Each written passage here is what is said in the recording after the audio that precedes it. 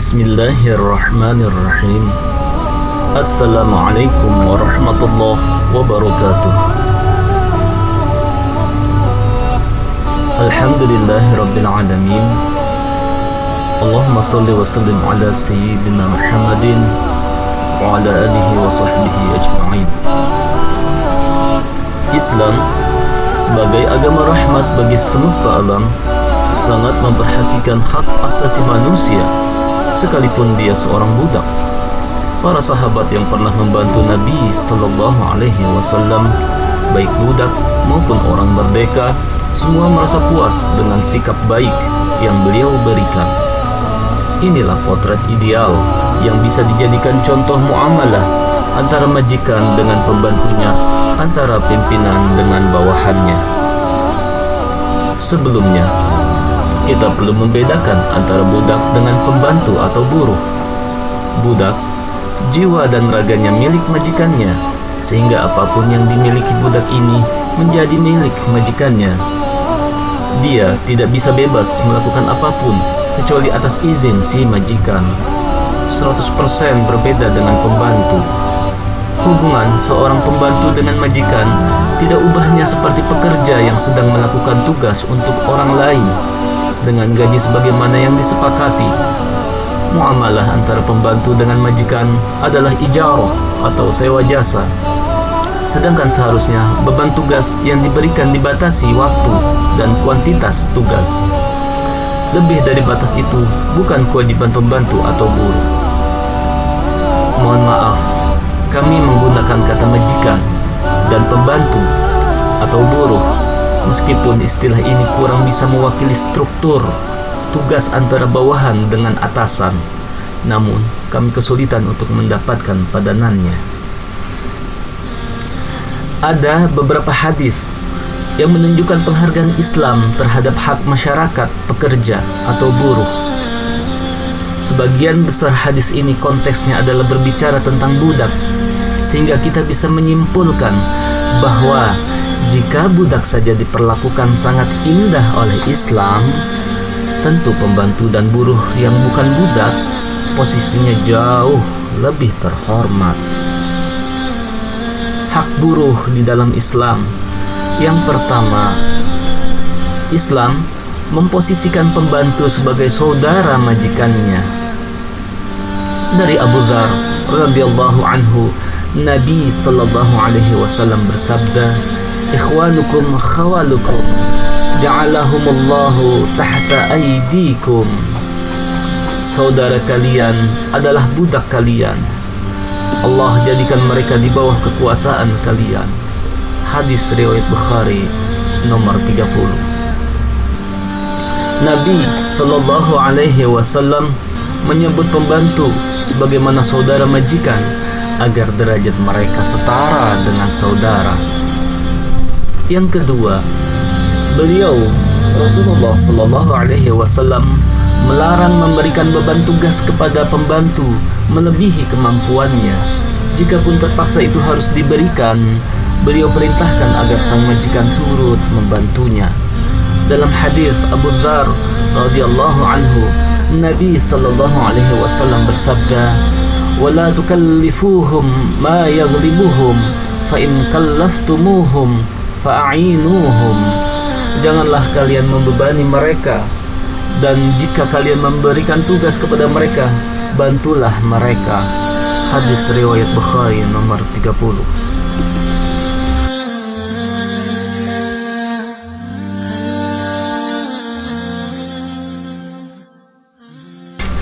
Yang ketiga, Nabi sallallahu alaihi wasallam mewajibkan para majikan untuk memberikan gaji pegawainya tepat waktu tanpa dikurangi sedikit pun.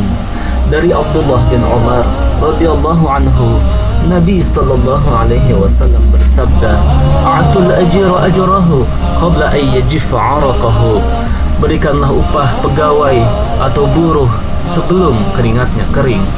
Hadis riwayat Ibnu Majah. Keempat, Islam memberi peringatan keras kepada para majikan yang menzalimi pembantunya atau pegawainya atau buruhnya. Dalam hadis qudsi dari Abu Hurairah radhiyallahu anhu, Nabi sallallahu alaihi wasallam meriwayatkan bahwa Allah Subhanahu wa taala berfirman, "Thalathatun ana khasmuhum yaumal qiyamah wa rajulun istajara ajiran fastawfa minhu wa lam yu'ti ajrahu." Ada 3 orang yang menjadi musuhku pada hari kiamat. Salah satunya adalah orang yang mempekerjakan seorang buruh. Si buruh memenuhi tugasnya, namun dia tidak memberikan upahnya kepada si buruh yang sesuai. Hadis riwayat Bukhari 2227 dan Ibnu Majah 2442. Bisa Anda bayangkan, di saat kita sangat butuh kepada ampunan Allah, tetapi justru Allah menjadi musuhnya. Yang kelima, Islam memotivasi para majikan agar meringankan beban pegawai dan pembantunya.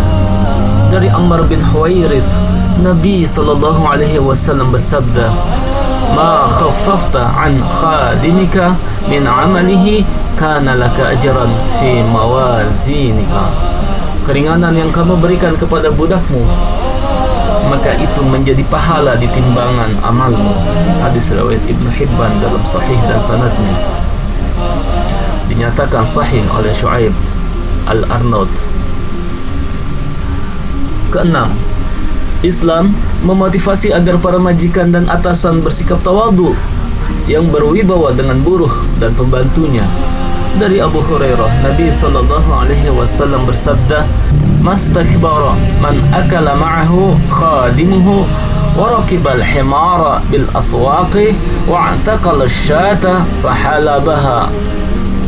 Bukan orang yang sombong majikan yang makan bersama budaknya, maka mengendarai himar, kendaraan kelas bawah di pasar, mau mengikat kambing dan memerah susunya. Hadis riwayat Bukhari dan Baihaqi.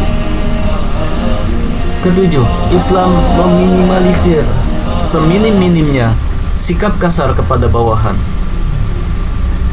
Rasulullah sallallahu alaihi wasallam tidak pernah main tangan dengan bawahannya. Aisyah menceritakan, "Ma daraba Rasulullah syai'an qatti biyadihi wala imra'atan wala khadiman." Rasulullah sallallahu alaihi wasallam tidak pernah memukul dengan tangannya sedikit pun, tidak kepada wanita, tidak pula kepada budak. Hadis riwayat Muslim 2328 dan Abu Daud 4786. Nabi sallallahu alaihi wasallam juga pernah menjumpai salah seorang sahabat yang memukul budak lelakinya. Tepatnya dia adalah Abu Mas'ud Al-Ansari. Seketika itu Nabi sallallahu alaihi wasallam mengingatkan Abu Mas'ud Al-Ansari dari belakang, "I'lam Aba Mas'ud, Allahu aqdaru 'alaika minka 'alaihi." Ketahuilah wahai Abu Mas'ud, Allah lebih kuasa untuk menghukummu seperti itu daripada kemampuanmu untuk menghukumnya. Ketika Abu Mas'ud menoleh, dia kaget. Ternyata Rasulullah sallallahu alaihi wasallam di belakangnya. Spontan beliau langsung membebaskan budaknya. Nabi sallallahu alaihi wasallam memujinya, "Ama law lam taf'al lalafahatka an-nar." Andai engkau tidak melakukannya, niscaya neraka akan melahapmu. Hadis riwayat Muslim 1659, riwayat Abu Daud 5159, riwayat Tirmidzi 1948. Bukanlah manusia yang pemberani ketika dia hanya mampu bisa menzalimi bawahannya. Bersikap keras kepada bawahannya justru merupakan tanda bahwa dia sesungguhnya tidak punya wibawa. Potret Nabi sallallahu alaihi wasallam bersama pembantunya. Anas bin Malik radhiyallahu anhu adalah di antara daftar pernah menjadi pembantu Nabi sallallahu alaihi wasallam selama hampir 9 tahun lamanya. Sejak di usia 10 tahun beliau melayani Nabi sallallahu alaihi wasallam. Berikut testimoni sahabat Anas. Rasulullah sallallahu alaihi wasallam adalah orang yang paling baik akhlaknya. Wallahi laqad khadamtuhu 7 sinina aw 9 sinin. Ma 'alimtu qala li syai'in sana'tu lima fa'alta kadza wa kadza wa la li syai'in taraktu halla fa'alta kadza wa kadza. Demi Allah, aku telah melayani Nabi sallallahu alaihi wasallam selama 7 atau 9 tahun. Saya belum pernah sekalipun beliau berkata, terhadap apa yang aku lakukan, mengapa kamu lakukan ini? Tidak juga beliau mengkritik, mengapa kamu tidak lakukan ini? Hadis riwayat Muslim 2310 dan Abu Daud 4773. Dalam cuplikan sejarah beliau yang lain, Rasulullah SAW sangat perhatian terhadap kebutuhan pembantu-pembantunya, bahkan sampai pada menyemangati untuk menikah. Dari Rabi'ah bin Ka'ab al-Aslami, beliau menceritakan, saya pernah menjadi pelayan Nabi SAW. Beliau menawarkan, wahai Rabi'ah, kamu tidak menikah? Aku jawab, tidak ya Rasulullah, saya belum ingin menikah. Saya tidak punya dana yang cukup untuk menanggung seorang istri, dan saya tidak ingin disibukkan dengan sesuatu yang menghalangiku untuk melayani Anda. Rasulullah SAW kemudian berpaling dariku. Setelah itu beliau bertanya lagi, wahai Rabi'ah, kamu tidak menikah? Aku pun menjawab dengan jawaban yang sama, tidak ya Rasulullah, saya belum ingin menikah, saya tidak punya, dan seterusnya. Rasulullah SAW kemudian berpaling dariku. Kemudian aku ralat ucapanku. Aku sampaikan, ya Rasulullah, Anda lebih tahu tentang hal terbaik untukku di dunia dan akhirat. Aku bergumam dalam hatiku. Jika beliau bertanya lagi, aku akan jawab, iya. Ternyata Nabi SAW tanya lagi untuk yang ketiga kalinya, wahai Rabi'ah, kamu tidak menikah? Aku langsung menjawab, ya, perintahkan aku sesuai yang Anda inginkan. Selanjutnya Nabi SAW memerintahkanku untuk mendatangi keluarga fulan, salah seorang dari suku Ansar. Hadis riwayat Ahmad, Hakim, dan At-Tayalisi. Demikianlah sekelumit kisah betapa Islam begitu memuliakan para pembantu, buruh, dan para pekerja. Semoga ini menjadi bahan introspeksi bagi kita semua. Terima kasih. Wassalamualaikum warahmatullahi wabarakatuh.